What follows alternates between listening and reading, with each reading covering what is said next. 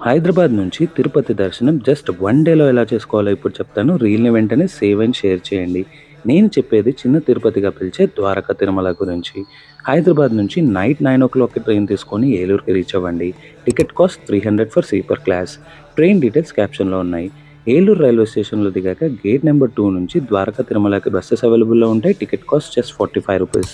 Dwaraka Tirumala reach అయ్యాక stay తీసుకొని fresh అయ్యి సౌత్ గోపురం చేరుకొని ముందుగా స్వామివారి పాదాలను దర్శించుకోండి.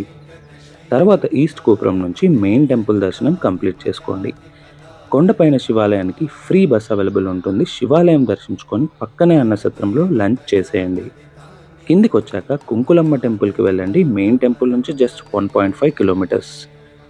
ఆ తర్వాత సంతాన గోపాల జగన్నాథ స్వామి టెంపుల్ విజిట్ చేయండి. చాలా పీస్ఫుల్గా ఉంటుంది ఇక్కడ. Just 1.5 kilometres from Kunkulamma temple. Return ఏలూరుకి బస్‌లో వచ్చేసి హైదరాబాద్‌కి ట్రైన్ తీసుకొని మీ ఇంటికి రీచ్ అయిపోండి.